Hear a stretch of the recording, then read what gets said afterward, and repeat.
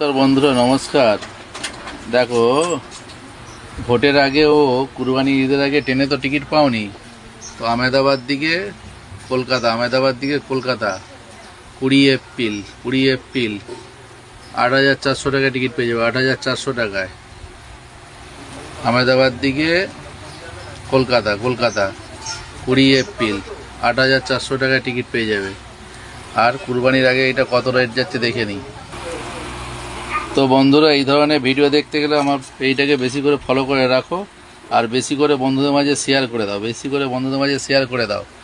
Ahmedabad